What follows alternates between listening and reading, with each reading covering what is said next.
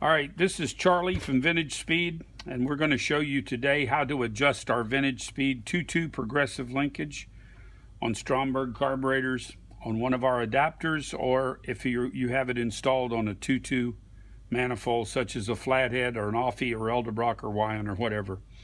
Okay, the first thing you're going to do when you get the linkage is you're going to install the long arm on the extended shaft on your primary carburetor with the arm facing 45 degrees forward from vertical.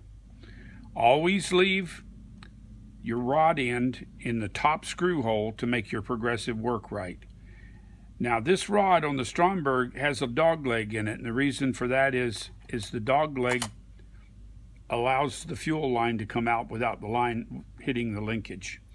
Okay, the first thing you're going to do here is you want to make sure both of these locking collars are loose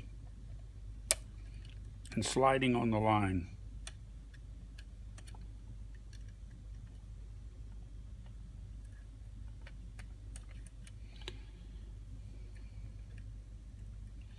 Now if you used our secondary base kit, you already had the arm and the spring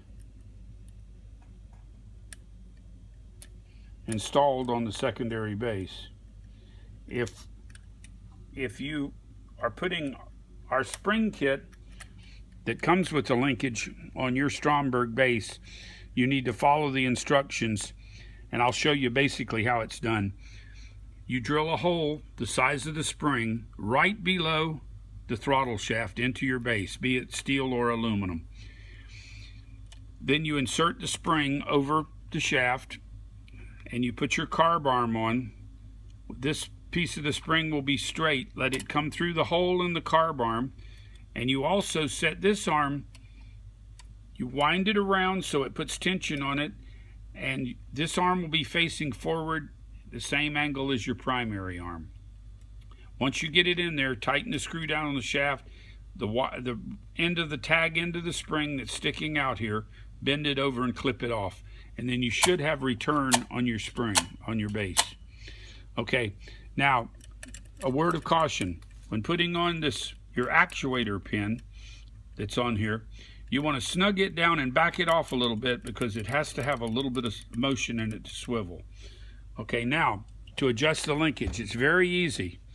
You're going to adjust the linkage by you pull the throttle wide open on both carburetors, and you take the locking collar that's closest to the end, slide it up tight against the locking pin, and lock that collar down.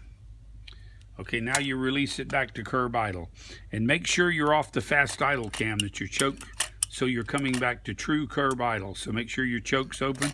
You're coming back to true curb idle. Okay, once it's back to true curb idle, take your other locking collar and move it up about a 1/16 of an inch, just so it's not touching the pin. All this is a safety.